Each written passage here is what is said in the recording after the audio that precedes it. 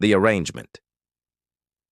Theodore Barnes drummed his fingers against the polished conference table, watching Seattle's skyline through floor-to-ceiling windows. The architecture firm he'd built from scratch occupied the 32nd floor of a downtown high-rise, a testament to his professional success and the perfect shield against his personal failures. "Mr. Barnes, your 3 o'clock is here." Theo straightened his Italian silk tie. "Send her in, Claudia." The door opened to reveal a woman with copper-colored hair and eyes the shade of amber honey. She wore a simple black dress that spoke of professionalism rather than the dramatic flair he'd expected from an actress. "Olivia Reed," she introduced herself, extending a hand. Her grip was firm, confident despite the circumstances. "Though I suppose I should get used to being called Mrs. Barnes?" Theo gestured to the chair across from him. "Let's not get ahead of ourselves. You haven't even accepted my unusual proposition yet. Your assistant mentioned a unique performance opportunity requiring discretion." Olivia settled into the chair, crossing her legs at the ankle. "I'm intrigued, if slightly concerned." "I need a wife," Theo stated plainly, watching her expression shift from professional interest to cautious suspicion. Temporarily, for appearances, Olivia's eyebrow arched. "Is this where I politely excuse myself?" "It's not what you think." Theo pushed a contract across the table. "My family's annual charity gala is next week. It launches 6 months of social obligations I can't escape. My grandmother is threatening to write me out of her will if I don't settle down before her 80th birthday. I need someone to play the part.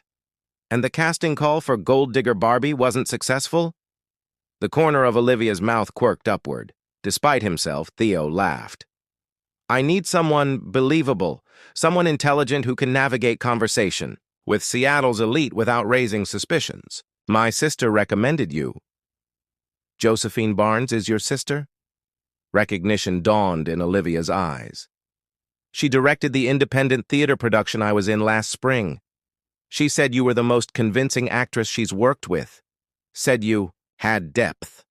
Theo tapped the contract. 6 months, all expenses paid. The compensation package is on page 3. Olivia's eyes widened at the figure. "This would cover my student loans. And then some. All you have to do is attend events as my wife. Learn enough about me to be convincing. We'll have a quiet divorce when the charade ends." Olivia studied him with an intensity that made him uncomfortable, as if she could see past the tailored suit to the insecurities beneath. "Why go to all this trouble? Surely a man like you could find an actual relationship." Theo's jaw tightened. "Relationships aren't my strong suit. This is simpler. Nothing about pretending to be married sounds simple.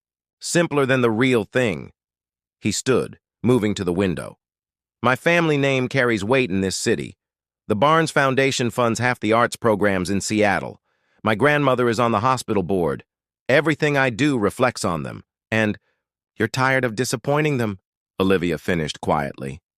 Something in her voice made him turn. For a fleeting moment, something familiar flickered in her eyes, something he couldn't place. "I need time," he admitted. "This buys me 6 months of peace." Olivia lifted the contract, thumbing through the pages. "What's our story? How we met? Fell in love?" "We'll need to work on that. Make it believable." She studied him for a long moment before reaching for a pen. "I have one condition." "Name it." "This stays professional. No complications." Theo nodded, ignoring the strange pull he felt toward this woman he'd just met. "Agreed. Professional only." As Olivia signed the contract, neither realized they had already broken that promise long ago, on a summer day by a lake that both had buried in their memories. Fragments of memory. The Barnes Foundation. Charity gala sparkled with crystal chandeliers and Seattle's wealthiest patrons. Olivia stood beside Theo, her arm linked through his, wearing an emerald gown that complemented her copper hair. They'd spent the past week rehearsing their love story, a chance meeting at a coffee shop, a whirlwind romance, and a private ceremony in the San Juan Islands, intimate enough that no one would question the lack of photographs or witnesses. "Theodore, darling," a silver-haired woman with piercing blue eyes approached, her gaze scrutinizing Olivia. "Is this the mysterious bride who's stolen your heart?" "Grandmother," Theo kissed her cheek. "This is Olivia. Olivia, meet Margaret Barnes, the backbone of our family." "It's an honor, Mrs. Barnes," Olivia said, falling effortlessly into character. "Theo speaks of you with such reverence." Margaret's eyes narrowed. "Does he now?" "Curious, as my grandson rarely speaks of anything beyond his buildings." She took Olivia's hand. "Those are lovely earrings. Sapphires, aren't they?" "Yes."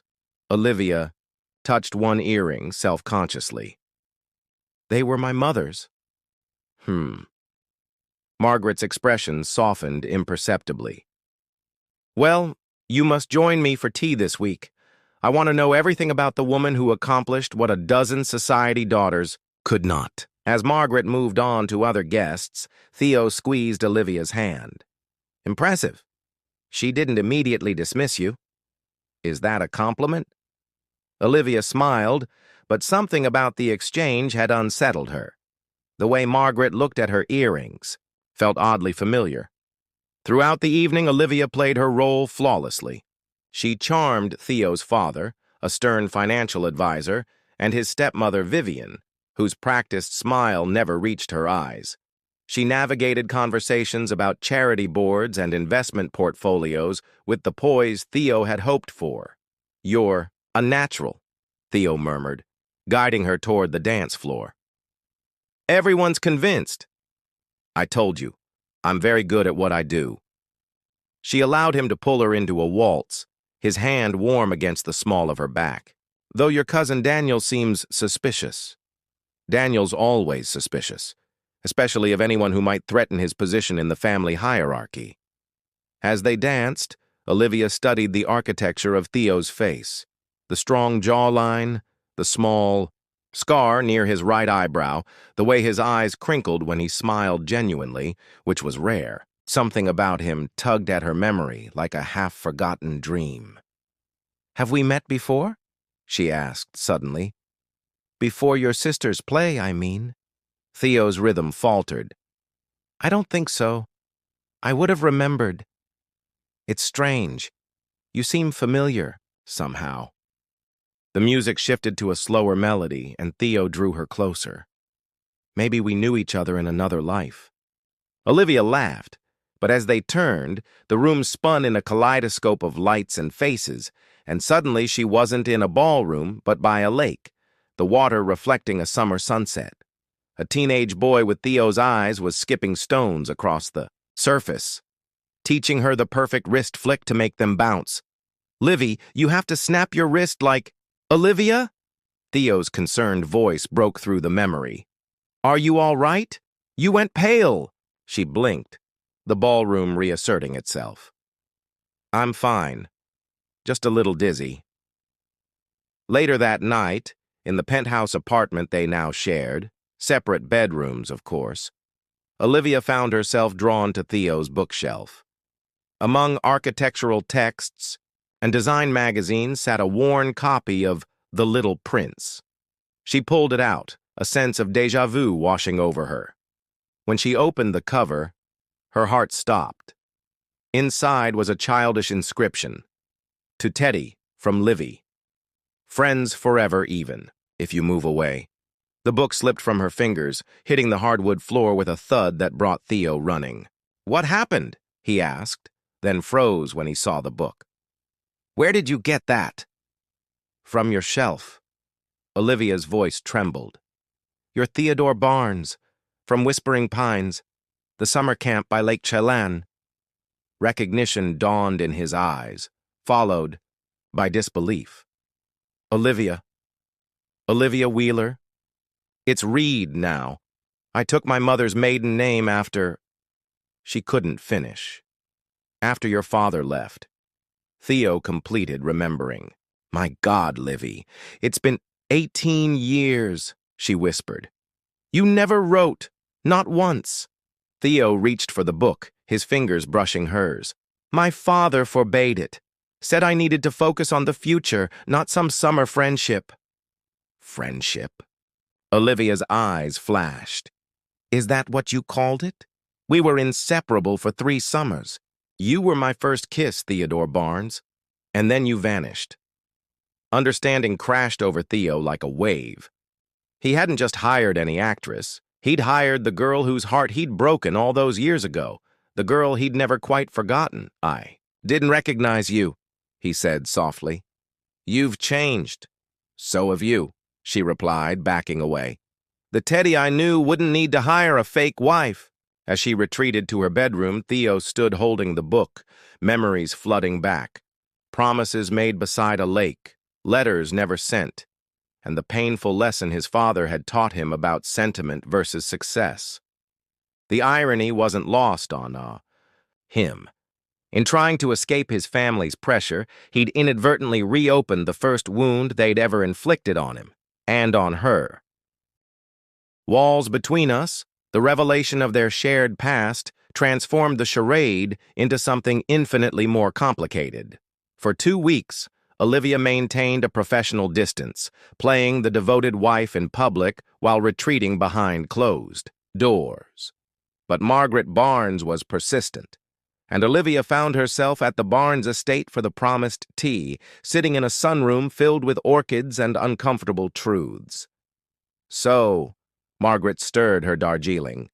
How did you and Theodore really reconnect after all these years? Olivia nearly dropped her cup. I'm not sure what you mean, my dear. Margaret's eyes twinkled with unexpected warmth. I may be approaching 80, but my memory remains impeccable. The moment I saw those sapphire earrings, I knew exactly who you were. Eliza Wheeler wore those same earrings when she chaperoned your summer camp excursions. You were quite fond of my grandson back then. Olivia set down her cup. You remember me? I remember a bright-eyed girl who brought out the best in my serious grandson. Then Richard, Theo's father, decided the Barnes heir needed more suitable companions. Margaret's mouth tightened. I never agreed with that decision. Why are you telling me this? Because I want to understand what game you two are playing now. Margaret leaned forward. Is this marriage real, Olivia? Or has my grandson hired you to appease the family? The directness of the question left no room for pretense. How did you know? Theodore has avoided commitment his entire adult life. Then suddenly he appears with a wife no one has met, who happens to be the same girl he pined for after that last summer. Either this is a remarkable coincidence or something else entirely. Olivia weighed her options, then decided on a partial truth. We didn't recognize each other at first. It's been many years. But now you do. Margaret's gaze was penetrating. What happens next is what interests me. Back at the penthouse, Olivia related the conversation to Theo, who paced the living room, in agitation. She's always been too perceptive, he muttered. Will she expose us? Oddly enough, I don't think so. Olivia sank onto the sofa. She seems more interested in watching us navigate this situation. Theo stopped pacing. Did she say why my father separated us? No, but she disagreed with it. Olivia studied him. Why did you never try to find me, Theo? After you grew up, became independent? He sat beside her, close enough that she could smell his cologne, sandalwood, and something uniquely him. I convinced myself it was just a childhood crush. That real life was what my father showed me. Strategic partnerships, business alliances. I buried those summers so deeply I didn't even recognize you.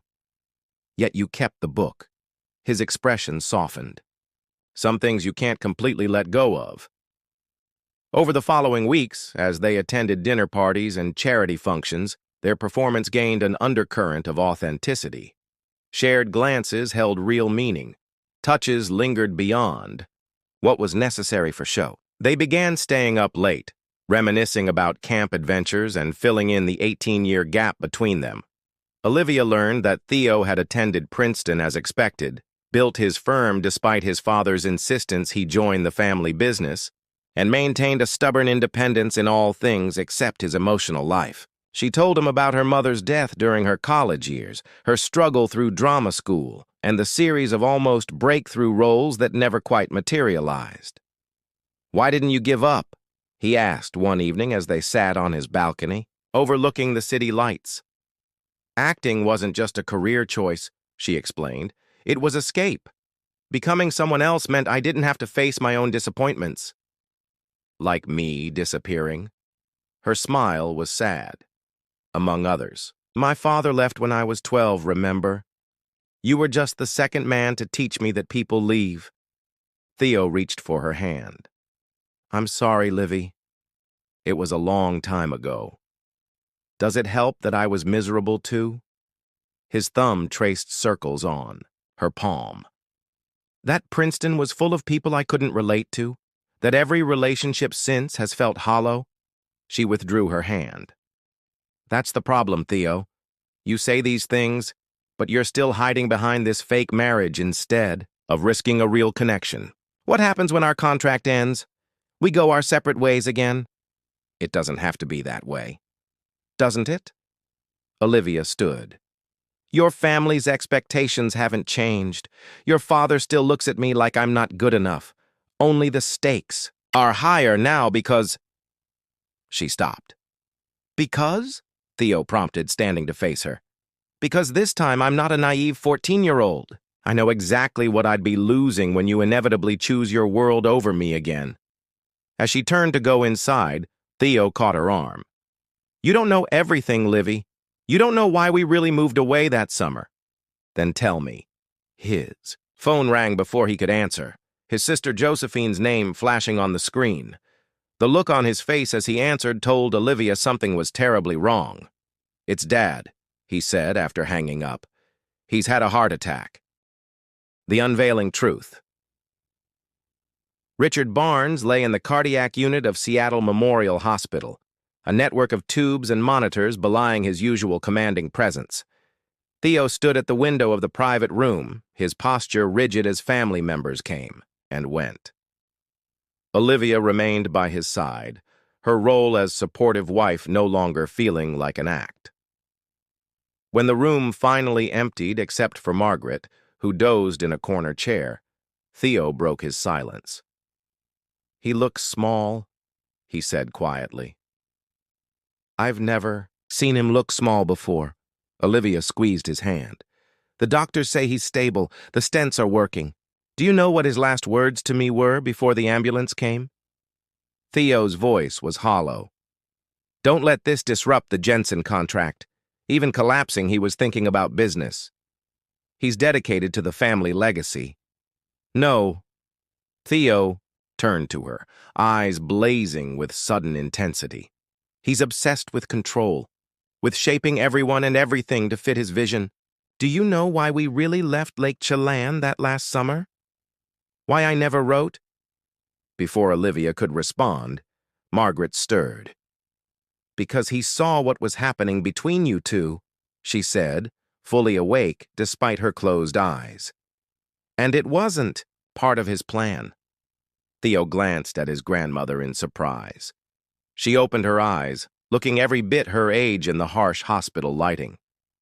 "Your father caught you two by the boathouse," Margaret continued. "Saw you kiss her.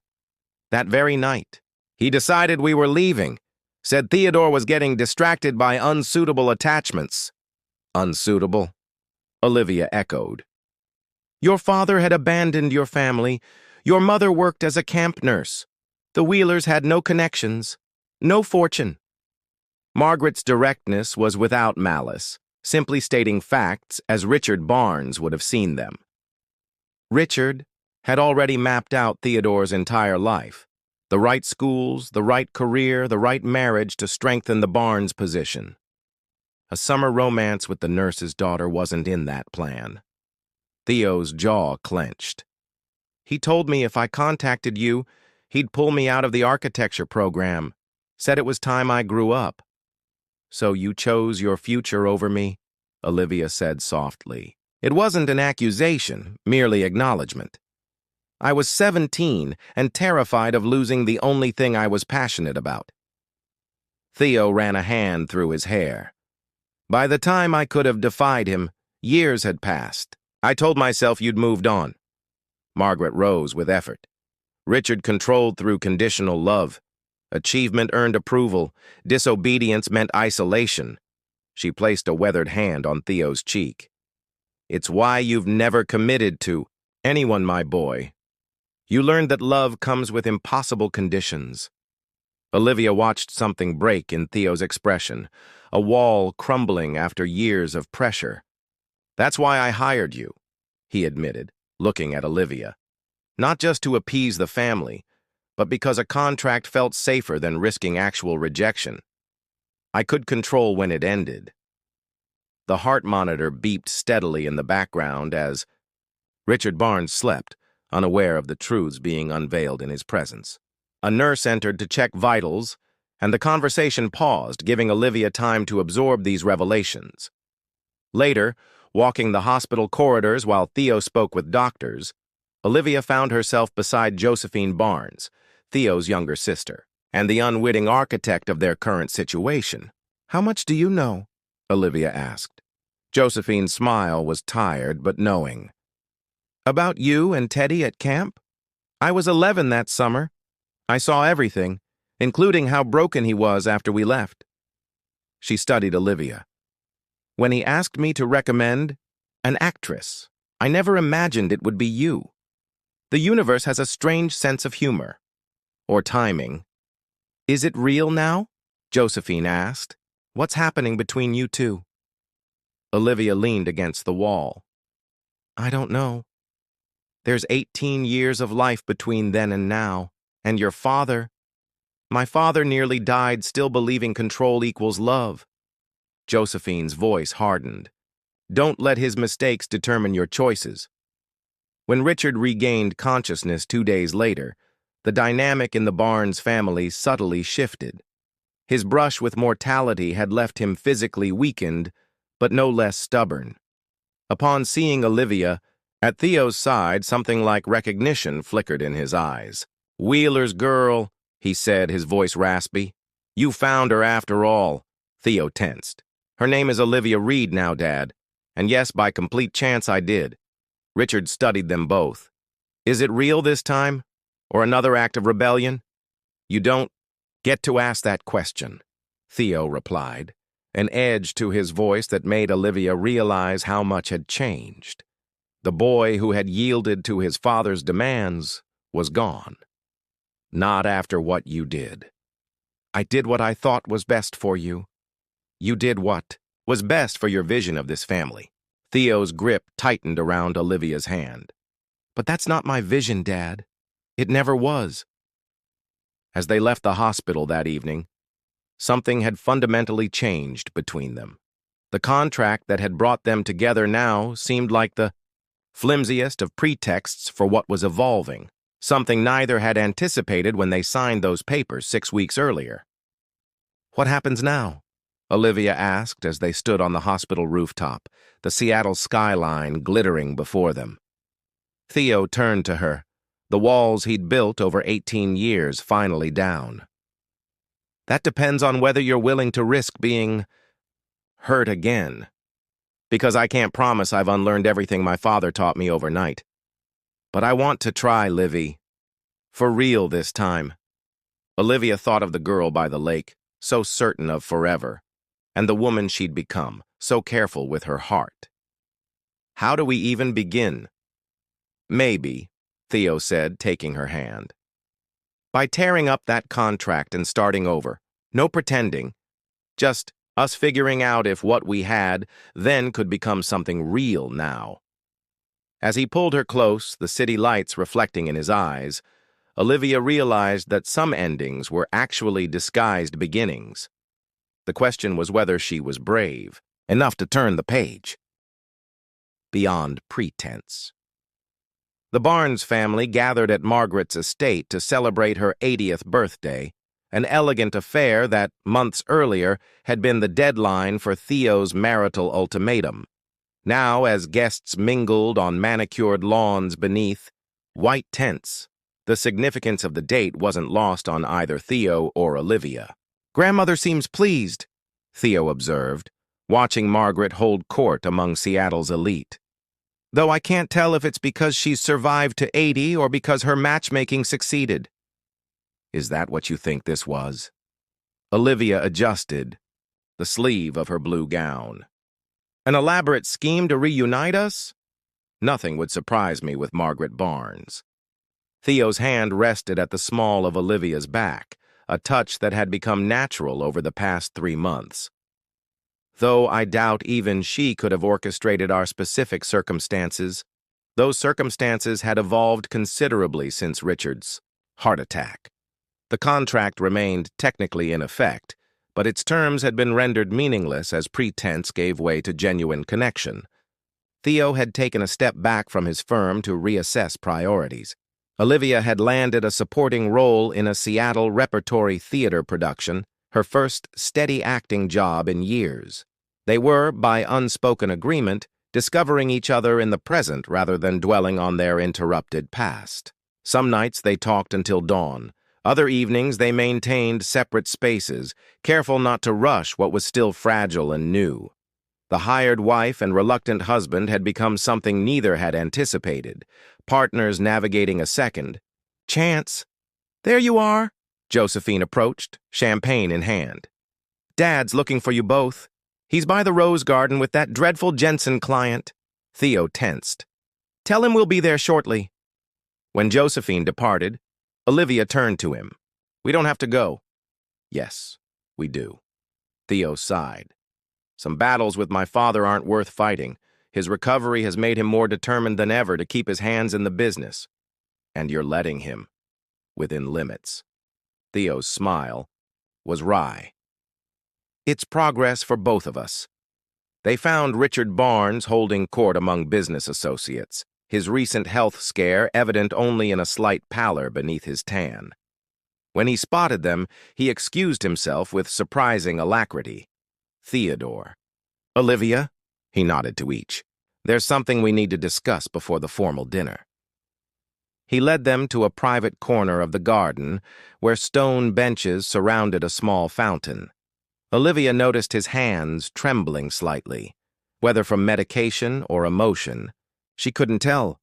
"Your grandmother informed me that your original arrangement has evolved into something genuine." Richard's clinical tone belied the personal nature of his words. "Is that accurate?" Theo met his father's gaze steadily. "Yes, though I'm not sure why that concerns you." "Because I owe you both an apology." The words seemed physically painful for Richard to pronounce. "Nearly dying provides unwanted clarity. I've spent decades convincing myself that separating you two was for Theodore's benefit, when it was really about control." Olivia felt Theo's surprise mirroring her own. Richard Barnes didn't apologize. It was a family axiom. "Your actions 18 years ago can't be undone," Theo said carefully. "No." Richard's gaze shifted to Olivia. "But perhaps they can be learned from. My son is different with you. More the person I suspect he was always meant to be before I intervened." "Are you giving us your blessing?" Olivia asked, unable to keep a hint of incredulity from her voice. "I'm acknowledging I no longer have the right to withhold it." Richard stood. "The Barnes Foundation is establishing a new arts initiative focusing on youth theater education. We need a director with both performance background and administrative capabilities. The position is yours if you want it, Olivia." "I don't need a job from you," she replied. "Not as compensation. As recognition of your qualifications." Richard's expression remained impassive. "Review the proposal. Decide on its merits, not its source." After he walked away, Theo let out a breath. That was his version of a peace offering. Is this how Barnes men apologize? Through business propositions? It's a start. Theo took her hands. We don't have to accept. I'll think about it, Olivia said. On one condition. Name it. No more pretending. About anything. She searched his face. These past months, living between what's real and what's for show, I can't do it anymore, Theo. I need to know exactly where we stand. As the sun began to set, painting the gardens in gold and amber, Theo led her away from the party to a secluded gazebo overlooking Margaret's prized koi pond. From here, the celebration was just distant music and laughter, giving them a rare moment of privacy. When I hired you, he began, I thought I was buying time away from expectations. Instead, I found myself facing the biggest regret of my life. Letting you go the first time? We were just kids, Olivia reminded him softly. Who knew exactly what mattered? Theo reached into his pocket and withdrew not a ring, but the worn copy of The Little Prince. Remember what you wrote? Friends forever even if you move away. You understood something then that I'm only now beginning to grasp. That distance and time don't have to end what's important. He opened the book to reveal a new inscription beneath the childish one. To Livy, from Teddy, 18 years later. This time I'm not going anywhere. Is that a promise? Olivia asked, voice catching. It's more than that. Theo set the book aside and took her hands again. The contract expires tonight at midnight. Margaret gets her wish of seeing me settled by her birthday. We could go our separate ways, mission accomplished. Is that what you want? What I want, he said, is to stop pretending I don't love you. I loved you by that lake when we were too young to understand what it meant. And I love you now, when I'm finally old enough to know exactly what I'd be losing if I let you walk away again. Olivia felt tears threatening, emotions she'd kept carefully controlled throughout their arrangement finally breaking through. We've spent months playing roles, Theo. How can we be sure what's real? Because the hardest moments, my father's heart attack, your opening night panic, the fight we had about the Jensen project, those weren't in the script. Those were just us, facing life together. He brushed a tear from her cheek. The contract brought us together, but it's not why I want you to stay. In the distance, the party continued, oblivious to the scene unfolding in the gazebo. Margaret's 80th birthday celebration would proceed with toasts and cake and dancing. The deadline that had set everything in motion would pass. But for Theo and Olivia, time seemed suspended as 18 years of separation collapsed into this single moment of choice. No more contracts, Olivia finally said. No more pretending. Just us, Theo agreed. However complicated and imperfect that might be. I think I can work with that. Olivia smiled through her tears. After all, I am a professional. Theo laughed, pulling her close. The most convincing performance of your career. No, she whispered against his lips. This isn't a performance anymore. This is just me, loving you back. As they sealed their new beginning with a kiss, the charade that had brought them together faded into memory, replaced by something neither could have scripted. A love story 18 years in the making, finally finding its way home. In the soft evening light, with the sound of water and distant music surrounding them, Olivia Reed and Theodore Barnes chose to begin again, not as characters in a practiced scene, but as themselves, writing a new story beyond pretense, beyond the past, and beyond the fears that had kept them apart for far too long.